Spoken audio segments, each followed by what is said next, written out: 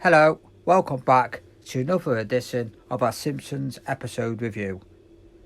Now, the next episode, we move on to Season 2, Episode 5, Dancing Homer. This episode first aired on the 8th of November 1990. Rating-wise for this episode, similar to a lot of the episodes around the early Series 1, Series 2, this one came in at 26.1 million, so about an average rating. They were roughly getting between 20 and 30 at this point. Still quite impressive. Well, considering the way the ratings have gone over the years, yeah. And there was a debut character. Well, he's not a main character, he's a bit part. Supporting character. Supporting character. Capital City Goofball, which was the mascot, which was with Homer in the episode. Yeah, basically the mascot that he was not replacing, but sort of giving the helping hand, so he wasn't doing every single innings of his particular baseball game, basically. Now, the episode mainly centres around Homer. Some of the family members have a tiny bit part, would you say? Ish. Well, in the discussion that to go to Capital City. Yeah, but basically. That's probably mainly it. That's the part they have, basically. Lisa talking to her friends. Well, they weren't actually her friends, were they? Because she says, if I'd known you a bit longer. Yeah, it's basically the first indication that Lisa's not exactly a popular character sort of thing among popular resident of Springfield, should we say. Yeah. But even on the goodbye sequences, Homer's worried about whether he'll be able to get time off work, which is followed by his supervisor like, sure, what would you like? 4 years? 5 years? 5 years? Yeah. And I don't even think you see Marge saying goodbye to anybody. You don't? Oh, no, you do. Patty and Selma. And then Bart's just a general, him and Milhouse doing Spit Brothers. I don't know whether that was a thing back then or that was just something they put into the show. I don't think I'd want to do something like that. It's not exactly the most hygienic thing. Well, Milhouse didn't want to do it at first, but then he goes, "Oh, I'll do it." So it sounds like it may just be a Bart thing that he thought up anyway. Yeah, you don't see Grandpa in the episode.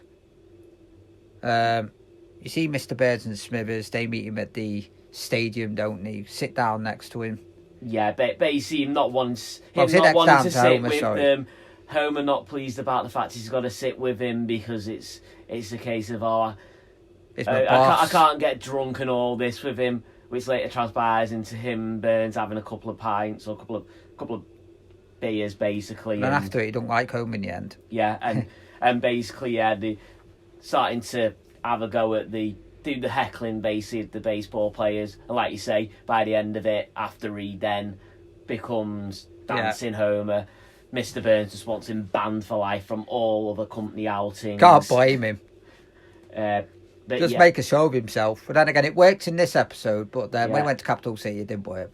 But then again, he fell on his feet with it anyway, because obviously from that he gets the mascot job. Yeah. And basically this suddenly helps the team start winning, because by this point they're on a 26-game losing streak. So it's like, well, apparently one dancing guy in the crowd can get the entire crowd riled up, which then helps the team win. It's like, yeah. Would you like to see someone like Homer dancing if you like watching a game? Not really. I think that'd be this. Well, it'd be a turn off, wouldn't it? Yeah, it'd be a turn off. I mean, this is it. But to be fair, you're at a ball game, so as the Americans call it, a ball game. But then it's like, well, yeah, half of them are probably drunk anyway, so they probably imagine him as some fucking attractive woman. Yeah, probably. And obviously they're just trying to say that the baseball players are being spurned on because the crowd are behind them, sort of thing. But yeah, like you say, it is mainly just a Homer-centric one of the first of what would become flashbacks. Well, yeah, flashback for him, a story within a story, sort of thing. But yeah, first of what would become a lot of Homer-centric episodes. But compared to what you're getting later, series, this one. Although it seems a bit unrealistic that you'd become a mascot for just from one dancing session. Oh, the team suddenly wins after losing so many games. Compared to some of the episodes that Homer does, it's like, yeah, a bit more believable. Yeah. He doesn't do any of this stupid, an accident that would kill a normal man. And compared to some of the flashbacks we get in the later series, it's better than them, I suppose, some of them. Well, to be fair, to Homer it's a flashback, to us it's just a story. Yeah, it's a story, but yeah, he is flashing back to what happened. But as we'll get on to once we start covering those particular episodes, the ones that delve into the Homer and Marge dynamic. Yeah, I don't know what you people feel about them episodes, but they're not basically our cup of tea. But we'll get onto them episodes at a later date. But yeah, it's another one of those few episodes where the kids seem to be behind Homer as well. Yeah, they do. Eventually, it's because she didn't want to leave her friends, but she hasn't really got. Well, she was speaking to kids at school. They weren't exactly her friends at that time. Even though technically, before Marge said anything, the kids didn't want to leave. Like I said, the kids didn't want to leave, and it weren't until Marge was like, "Oh well, she'll follow your dreams and all this," and then all of a sudden, Bart and Lisa suddenly changed their mind, and it's like, "Yay, we'll go for it." Yeah, and you just get that. You also get the early dynamic of him and Ned as well. It's like, That's right. So you finally leave, and Homer's like, don't get upset or something, Ned. I'm gonna miss you too, and under his breath. Yeah, like how I will. What I thought that when I first watched the episode years ago, I thought Ned was going to speak to Homer because he had all the stuff on the lawn. I thought he was going to say, "These remind me of my items." Because he's took so many items. Probably are. Yeah, in took so many items from him. I did get myself confused when I was watching this episode back because it's very similar to another one from a later series where they're moving and Ned turns around and goes, "You're going to need all my stuff when you move?" Yeah. So, yeah. But yeah, it's like, because it's just like the early down, because it's like, even at this point in the series, this is only like what Ned's not even appeared a handful of times yet. This is only like his third or fourth appearance, and again, he's just a background character in this one. I do like Ned as a character, to be honest. I do like Ned. Yeah, well, yeah, he's a good character, and I mean, I don't know what we all think on them trying to force down our throats that he's a god lover and all this. I know. It can sometimes get okay. Yeah, his beliefs. Everybody's entitled to their own religious beliefs, but it's just he falls on that side of just I will do everything that the Bible tells me and all this. It's just like, okay then. Yeah. But yeah. We don't see any other characters in the episode. Well, we see Mo, Barney, a couple of the other barflies. But I don't think Lenny or Carl's in it. I think it's the can't remember the name, but couple of the lesser barfly ones. But yeah, they're obviously the ones who actually convinced Homer to start talking about it because he didn't want to talk about it at first. Well, he says at first, but then once Mo and a couple of the others go, "Oh, go on," he's like, "Okay then." Yeah. He goes from, "I don't want to talk about it," to, "Oh, I'll talk about it in like a second." But yeah. The general bit to the episode, it was mainly a home run. Do you reckon it was turned out to be a decent episode with the explain about Homer trying the dancing?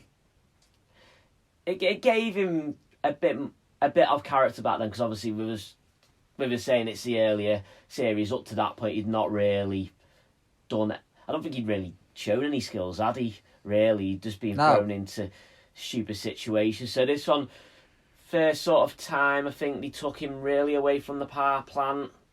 He may as well not be in the power plant because he hardly ever works anyway. But at the same point, any episode where you got Mr. Burns in full swing is always good. Obviously, and because it's a family, family / work do. It's like you having a similar instance to an episode from the first series of the company picnic where there's a guy an employee talking to Mr. Burns, and Mr. Burns it's like, oh, put a smiley face and all this. Very reminiscent of, was it a father in the first series? Yeah, it was, but at least he didn't go down the track of having Homer over here and then try and... But at least Homer didn't try to get too over with Mr. Burns in this one. This one sort of lent more as the fact of a company outing, but oh god, I've got to sit with Mr. Burns, have I? So we weren't trying to be the teacher's pet, so to speak, in this one. It was the case of, oh god, I've got to spend time with the boss, sort of thing. And I think this is one of the only episodes where he actually knows Homer's name as well. He doesn't get Maggie's because it's not written down. Yeah, this is it. The cards are out of date. It's like Bart, Lisa, and expecting, even though you can clearly see there's a baby standing. Then Homer goes, the baby's name's not important. But to be fair, common trope for him, because as the seasons go on, it's like half the episodes he doesn't even remember having Maggie. Yeah. And even though they try and retcon it with the story of Maggie's birth in a later episode, but really, I think that was just a running joke throughout the series. At some point, it's like, what, Bart, Lisa? Well, we don't have another kid. Like another episode, it's like, Marge, the dog doesn't count as a kid. No, I'm talking about Maggie. Oh yeah, Maggie, of course, I forget her. Yeah. So it's like, to be fair on that point, that is probably just Homer just like, the baby's name's not important, probably because he forgot he had a kid as well, sort of thing. But cameo appearance for Otto as well in this one, which always confused me. It's like, were they intended to be at the game or not? He's like, he turns up, he's like, oh, I think we've lost them. Oh, look, ballpark. Yeah. It's like, what? So you're trying to say that coincidence you turned up there, or you weren't supposed to be there in the first place? No idea. It's like strange. Yeah. As I say, going back to the mascotting thing for the Isotopes, when they finally lose a game, he gets called into the office and he instantly thinks he's being fired. Yeah. It's like that instant one. Oh, I get it. You can't fire the team, but you fire the mascot. In this episode, though, he supports the Isotopes, but then in other episodes, he goes, oh, Isotopes are losing. But when he started to win, he used to went to the games, didn't he? Oh, yeah, that one. Well, yeah, it's in... an episode later, a couple of series later, it's like they start off with the ball game. It's like, so they're going to lose, right? I'll just go and warm the car up. And it's like, it does a flash forward to a couple of months later, and it's like, he walks into the bar.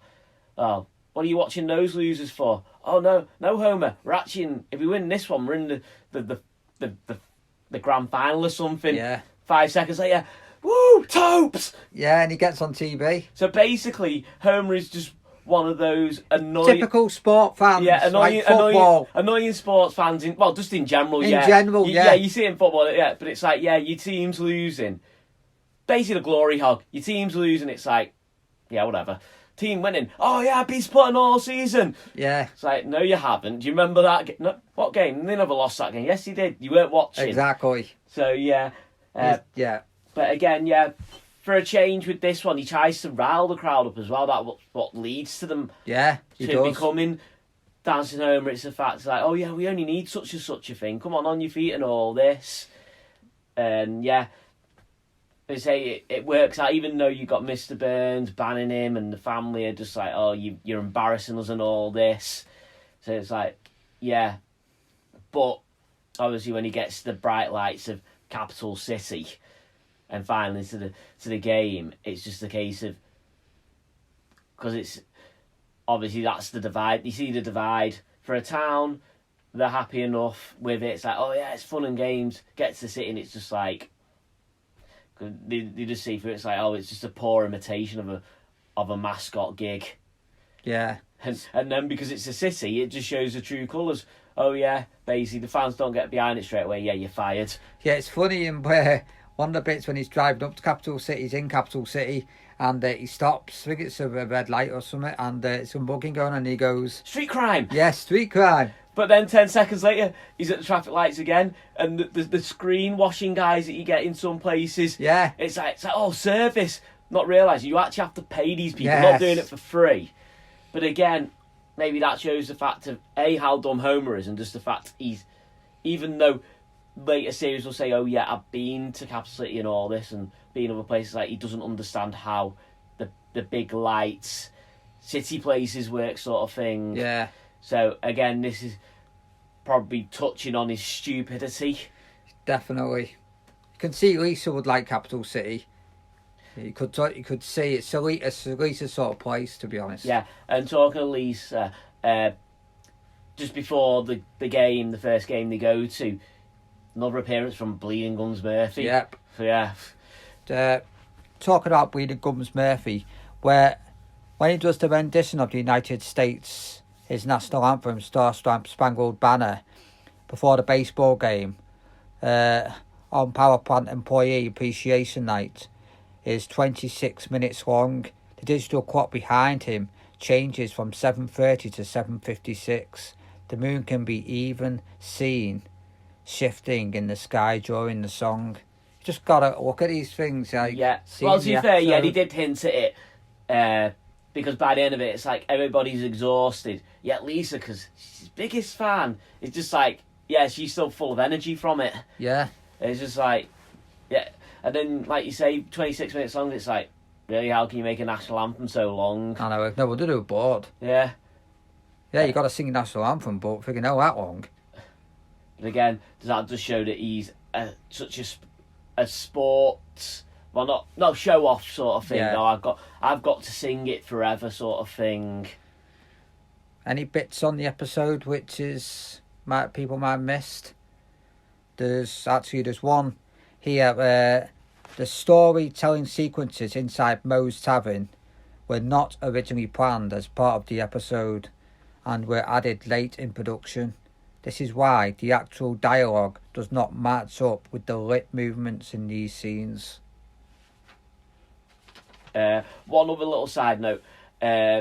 When Lisa and Bart and Marge get tickets at Capital City, they at first think they'll be sitting with the players' wives, but for some reason they're sitting with the players' ex-wives.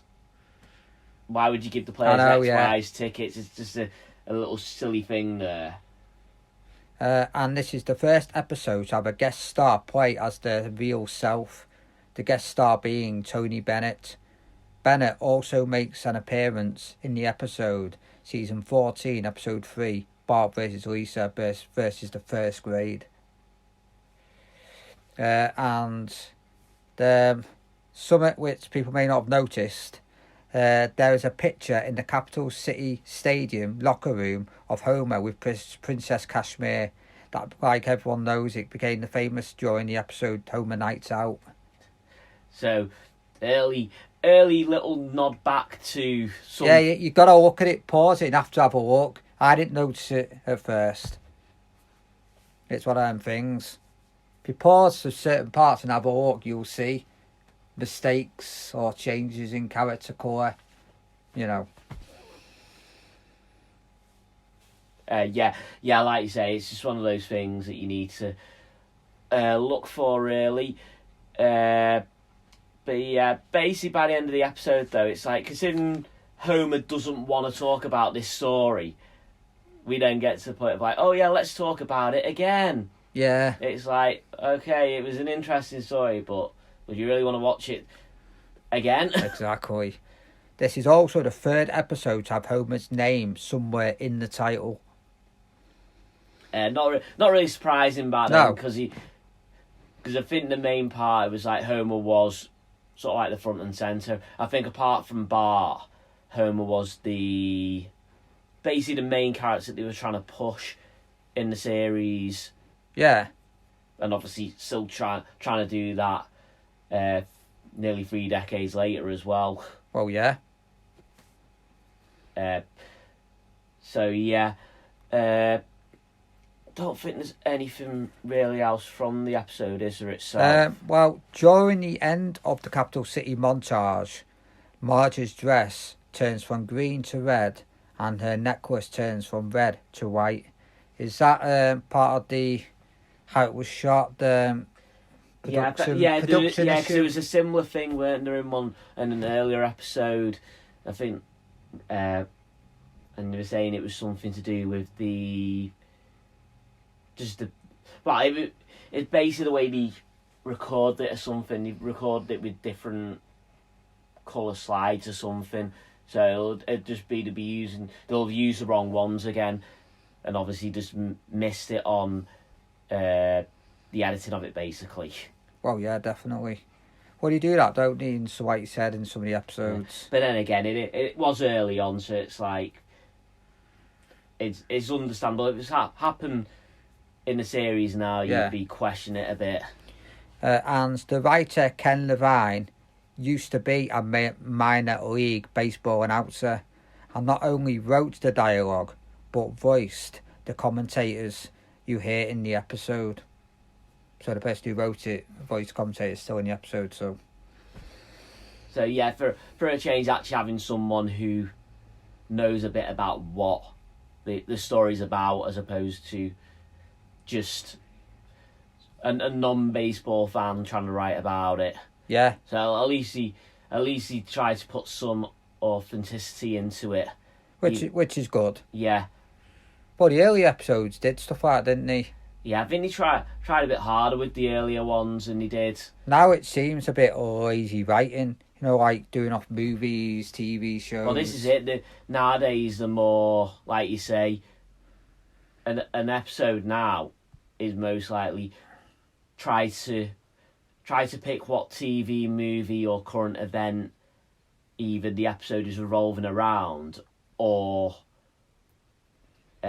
partially talking about, sort of thing, whereby back then they did actually tell unique stories basically. Yeah.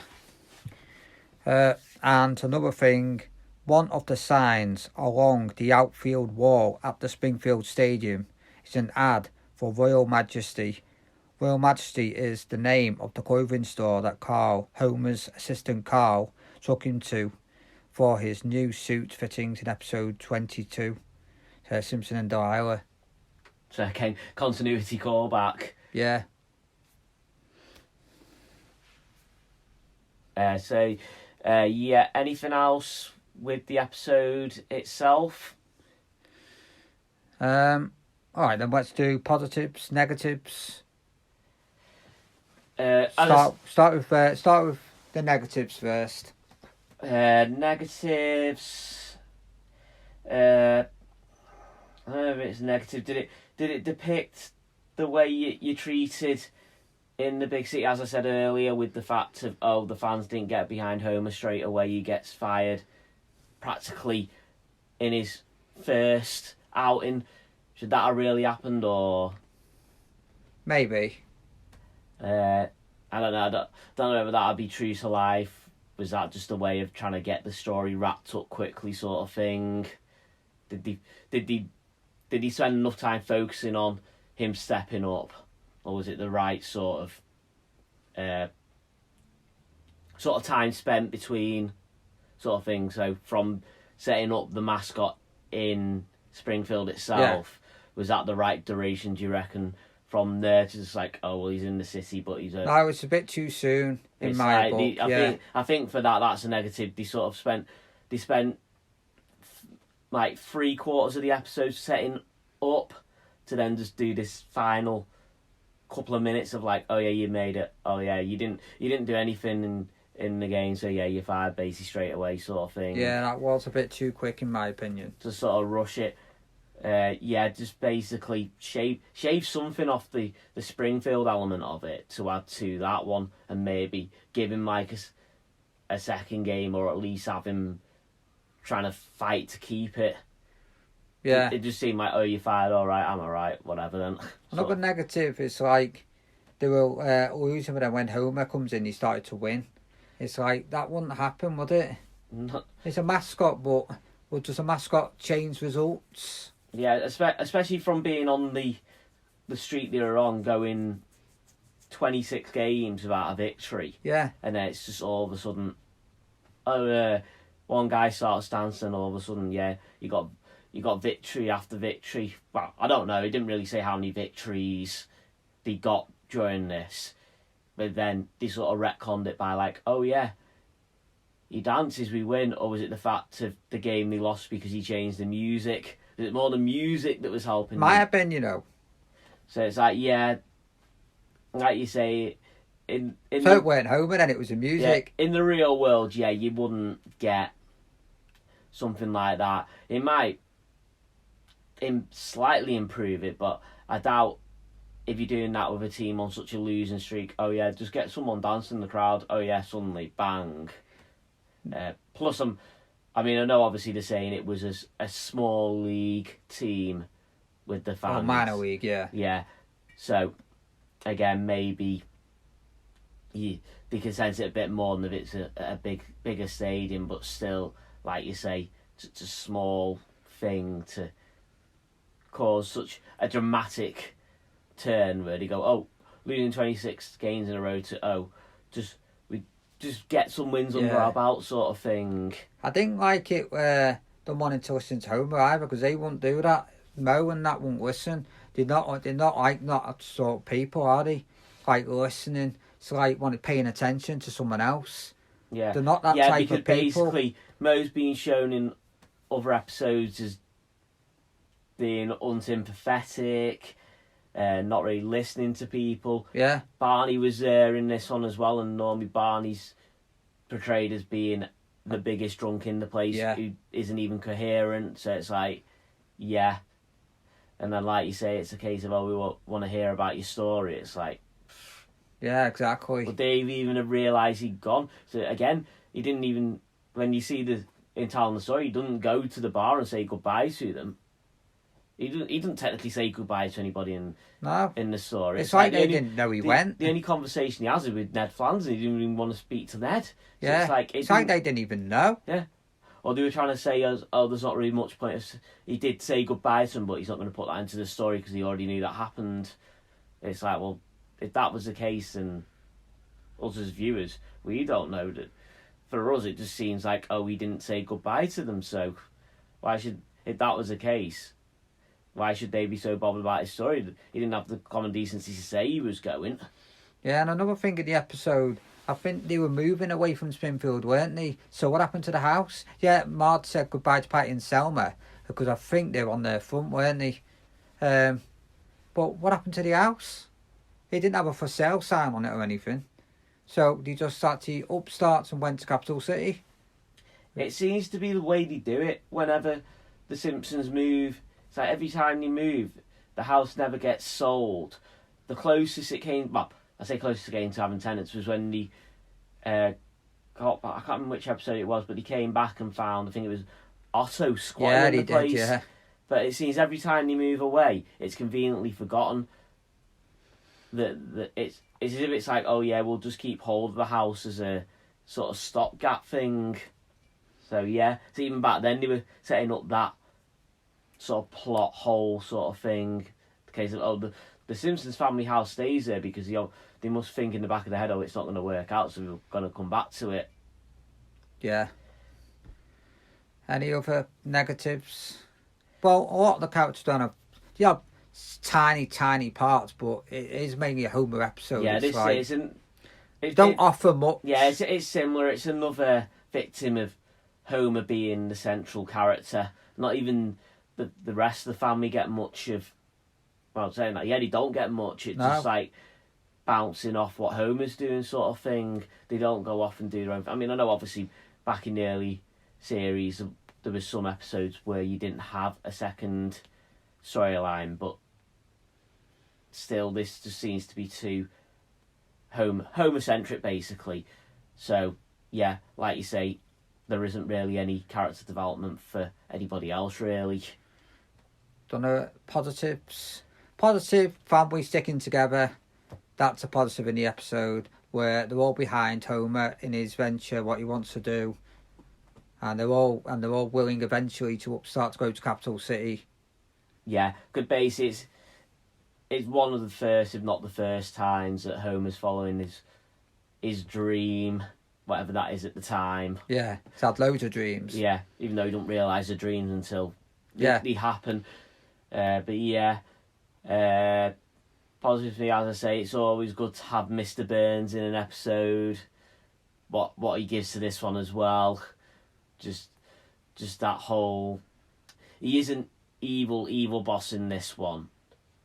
Bit of interaction with Homer, but still the fact of once Homer's taken on the Dancin persona, he just wants to ban him from any company out. He's a good character, Mr. He thinks Burns. he's a disgrace and all this.